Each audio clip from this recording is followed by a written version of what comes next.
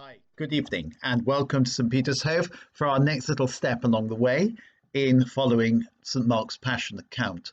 We just left the figure who probably is St. Mark running away naked into the night. And Jesus, they say, they led Jesus off to the high priest, and all the chief priests and the elders and the scribes assembled there.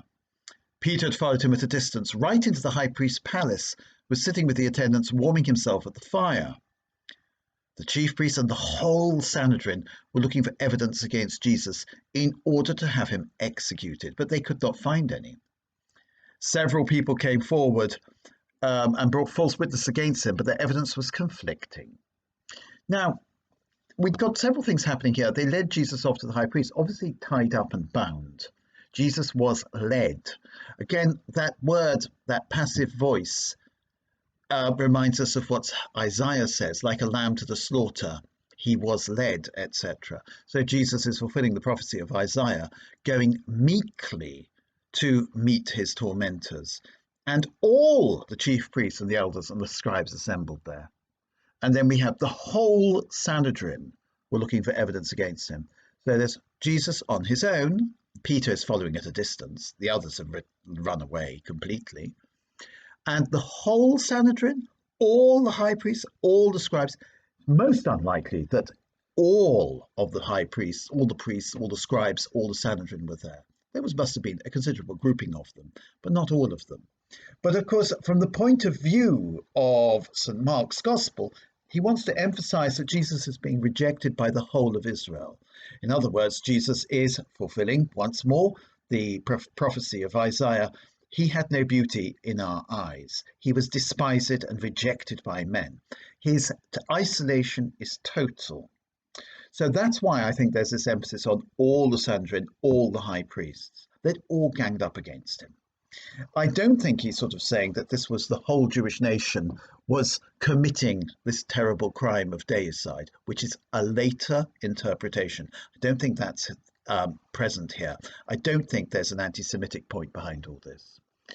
And then, of course, it follows that they were looking for evidence against him to have him executed. Well, this is a show trial. They've made up their minds to have him executed. Now let's look for the evidence.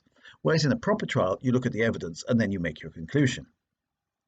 And then, of course, it says, so having somebody executed in the Jewish law was quite hard to do. You had to have evidence, and you had to have the evidence of at least two witnesses, and the evidence had to be perfectly coherent between the two witnesses. Both stories had to agree. Now, you might remember the incident in the prophet Daniel where we have the trial and condemnation of Susanna. And Daniel stops this happening by pointing out that the two witnesses against Susanna have conspired against her and their stories don't tally. And that way, Susanna is set free and the two witnesses are revealed to be the wicked men they are, and they themselves are taken away and executed, not poor old Susanna.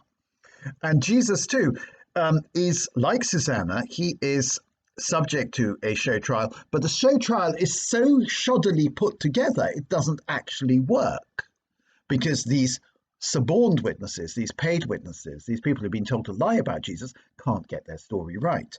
And so they have set up this show trial, and the show trial collapses despite the fact that they've tried to get away with it.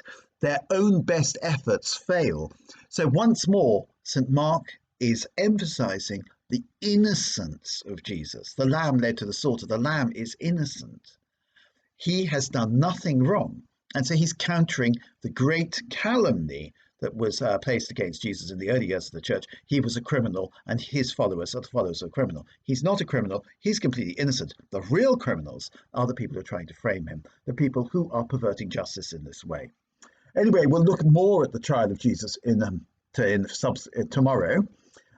So I'll leave you for now. Good night and see you again tomorrow. Bye.